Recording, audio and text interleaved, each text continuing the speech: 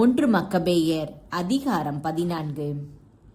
திரிபோவை எதிர்த்து போரிட உதவி கேட்கும்படி 172ஆம் ஆண்டு தெமேத்திரி மன்னன் தன் படைகளை திரட்டிக் கொண்டு மேதியாவுக்கு சென்றான்.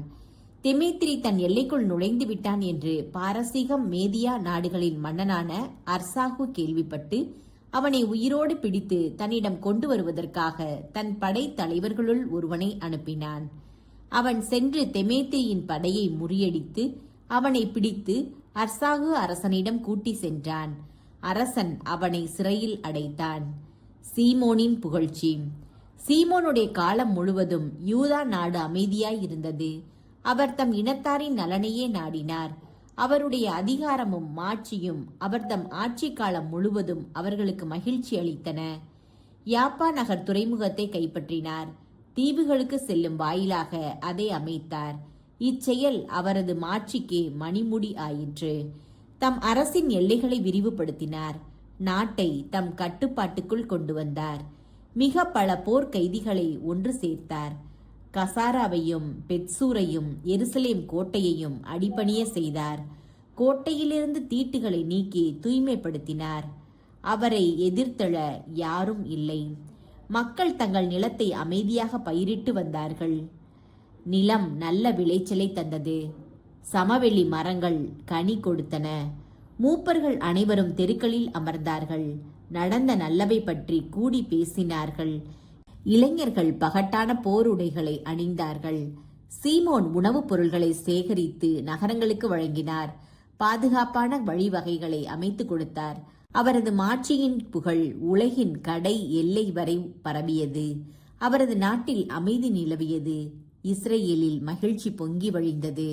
அனைவரும் அவரவர் தம் திராட்சை கொடிக்கு அடியிலும் அத்தி மரத்துக்கு அடியிலும் அமைதியாக அமர்ந்திருந்தனர். அவர்களை அச்சுறுத்துவார் எவரும் இல்லை. நாட்டில் இஸ்ரேலரை எதிர்க்க எவரும் இல்லை. அக்காலத்தில் எதிரி நாட்டு மன்னர்களும் முறியடிக்கப்பட்டார்கள்.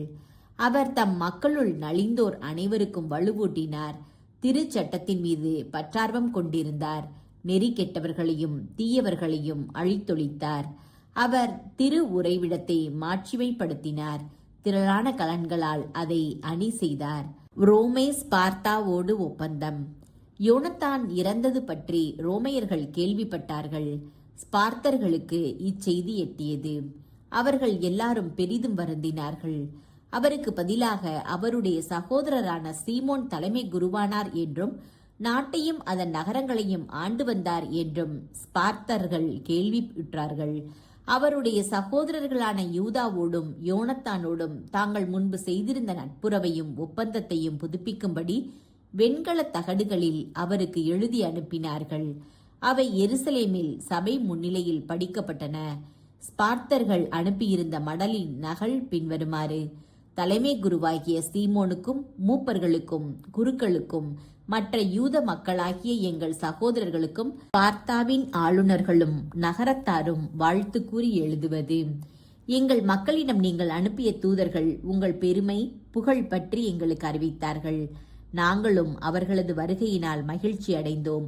அவர்கள் சொன்ன யாவற்றையும் நாங்கள் பொது பதிவேடுகளில் பின்வருமாறு எழுதி கொண்டோம்.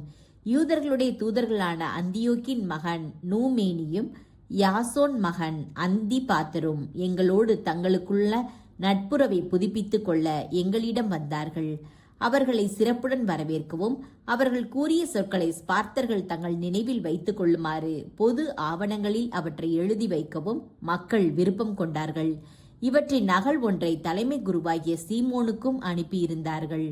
இதன் பிறகு ரோமையர்களோடு செய்திருந்த ஒப்பந்தத்தை உறுதி செய்ய 1000 மினா எடையுள்ள ஒரு பெரிய பொற்கேடயத்தை நூமேனியை சீமோன் ரோமைக்கு அனுப்பினார். இஸ்ரேல் மக்கள் இவற்றை பற்றி கேள்விப்பட்ட போது சீமோனுக்கும் அவருடைய மைந்தர்களுக்கும் நாங்கள் எவ்வாறு நன்றி செலுத்துவோம்? ஏனெனில் அவரும் அவருடைய சகோதரர்களும் அவருடைய தந்தை வீட்டாரும் உறுதியாக இருந்தார்கள். இஸ்ரேலின் பகைவர்களோடு போரிட்டு அவர்களை துரத்தி அடித்தார்கள். இவ்வாறு அதன் விடுதலையை நிலைநாட்டினார்கள் என்று சொல்லி வியந்தார்கள். எனவே இச்சொற்களை வெண்கல தகடுகளில் பொறித்து சீயோன் மலையில் இருந்த தூண்கள் மீது வைத்தார்கள். இதுதான் அவர்கள் எழுதியதன் நகல். சீமோன் பெரிய தலைமை குரு பீட பொறுப்பு ஏற்ற 3ஆம் ஆண்டாகிய 172ஆம் ஆண்டு எலூஸ் மாதம் 18ஆம் நாள் அசராமேலில் குருக்கள், மக்களின் தலைவர்கள், நாட்டின் மூப்பர்கள் ஆகியோர் கூடியிருந்த பேரவையில் பின்வருமாறு எங்களுக்கு அறிவிக்கப்பட்டது.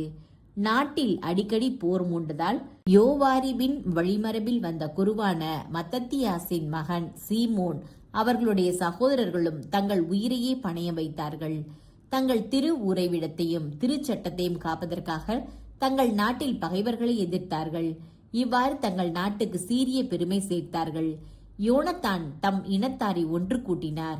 அவர்களின் தலைமை குருவானார். தம் நாட்டு மக்களோடு துயில் கொண்டார். பகைவர்கள் அவர்களின் நாட்டின் மீது படையெடுக்கவும் அவர்களது திரு உறைவிடத்தை கைப்பற்றவும் திட்டமிட்டார்கள். அப்போது சீமோன் ஆர்த்தெழுந்து தம் இனத்தாருக்காக போர் செய்தார். தம் நாட்டின் படை வீரர்களுக்கு படைக்கலங்களும் ஊதியமும் வழங்குவதில் திரளான சொந்த பணத்தை செலவழித்தார். யூதேயாவின் நகர்களையும் குறிப்பாக யூதேயாவின் எல்லையில் இருந்த பெத்சூரையும் வலுப்படுத்தினார். முன்பு பகைவர்கள் தங்கள் படைக்கலன்களை சேமித்து வைத்திருந்த அந்நகரில் யூத காவற்படையை நிறுவினார்.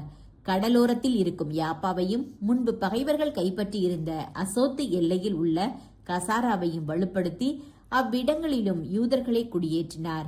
அங்கு அவர்களின் மறுவாழ்வுக்கு தேவையானவை எல்லாம் கொடுத்தார். மக்கள் சீமோனின் பற்றுறுதியையும் தம் இனத்தாருக்கு அவர் பெற்றுத்தர எண்ணியிருந்த பெருமையையும் கண்டு அவரை தங்கள் தலைவராகவும் தலைமை குருவாகவும் ஏற்படுத்தினார்கள். ஏனென்றால் அவர் தம் இனத்தார்பால் நீதியுணர்வும் பற்றுறுதியும் கொண்டு எல்லா வகையிலும் தம் மக்களை பெருமைப்படுத்த விரும்பி பணிகள் பல செய்திருந்தார். அவரது காலத்தில் அவர் தொட்டதெல்லாம் துலங்கியது. நாட்டினின்று பிற இனத்தார் துரத்தப்பட்டனர். தாவீதின் நகராகிய எருசலேமில் கோட்டை ஒன்று அமைத்து அதிலிருந்து புறப்பட்டு திரு உறைவிடத்தின் சுற்றுப்புறத்தை தீட்டுப்படுத்தி அதன் தூய்மைக்கு பெருங்களங்கம் உண்டாக்கி இருந்தோரும் துரத்தப்பட்டனர். சீமோன் எருசலேம் கோட்டையில் யூதர்களை குடியேற்றி நாட்டினுடையவும் நகரினுடையவும் பாதுகாப்புக்காக அதை வலுப்படுத்தி நகர மதில்களை உயர்த்தினார். இவற்றின் பொருட்டு தெமேத்திரி மன்னன் சீமோனை தலைமை குருவாக தொடர்ந்து இருக்க செய்தான். தன் நண்பர்களுள் ஒருவராக உயர்த்தி பெரிதும் பெருமைப்படுத்தினான். ஏனென்றால் ரோமையர்கள் யூதர்களை தங்களின் நண்பர்கள், தோழர்கள், சகோதரர்கள் என்று அழைத்ததை பற்றியும் சீமோனுடைய தூதர்களை சிறப்புடன் வரவேற்றதை பற்றியும் கேள்விப்பட்டிருந்தான். எனவே யூதர்களும் அவர்களின் குருக்களும் கீழ்கண்டவாறு முடிவு செய்தார்கள். நம்பிக்கையுள்ள இறைவாக்கினர் ஒருவர் தோன்றும் வரை காலமெல்லாம் சீமோனே தங்கள் தலைவரும் தலைமை குருவுமாய் இருக்க வேண்டும். அவரே தங்களுக்கு ஆளுநராக இருக்க வேண்டும். தங்கள் திரு உறைவிடத்தின் பொறுப்பை அவர் ஏற்று அதன் பணிகளுக்கும் நாட்டுக்கும் படைக்கலன்களுக்கும் கோட்டைகளுக்கும் பொறுப்பாளிகளை ஏற்படுத்த வேண்டும். திரு உறைவிடத்தின் பொறுப்பு அவருக்கே உரியது. அனைவரும் அவருக்கு கீழ்ப்படிய வேண்டும். அவர் பெயராலேயே நாட்டில் எல்லா ஒப்பந்தங்களையும் எழுத வேண்டும். அவர் கரும் சிவப்பு ஆடையும் பொன் அணிகலன்களும் அணிந்து கொள்ள வேண்டும். இம்முடிவுகளுள் எதையும் செயலற்றதாக்கவோ அவருடைய கட்டளைகளை எதிர்க்கவோ அவரது இசைவின்றி மக்களவையை கூட்டவோ அரசருக்குரிய கருஞ்சிவப்பு ஆடையை உடுத்திக் கொள்ளவோ பொன் அணியுக்கு அணிந்து கொள்ளவோ மக்கள், குருக்கள் ஆகியோருள் யாருக்கும் உரிமை இல்லை. இம்முடிவுகளுக்கு எதிராக செயல்புரிவோர் அல்லது இவற்றுள் எதையும் மீறுவோர் தண்டனைக்கு ஆளாவர். இவற்றின்படி செயல்புரியும் உரிமையை சீமோனுக்கு அளிக்க மக்கள் அனைவரும் உடன்பட்டார்கள். சீமோனும் இதற்கு இசைந்து தலைமை குருவாகவும் படை தளபதியாகவும் யூதர்களுக்கும் குருக்களுக்கும் ஆட்சியாளராகவும் அனைவருக்கும் காப்பாளராகவும் இருக்க ஒப்புக்கொண்டார். இம்முடிவுகளை வெண்கல தகடுகளில் பொறித்து திரு உறைவிடத்தின் வளாகத்திற்குள் எல்லாரும் காணக்கூடிய இடத்தில் அவற்றை வைக்க அவர்கள் கட்டளையிட்டார்கள். சீமோனுக்கும் அவருடைய மைந்தர்களுக்கும் பயன்படுமாறு அவற்றின் நகல்களை கருவூலத்தில் வைக்கவும் ஆணையிட்டார்கள்.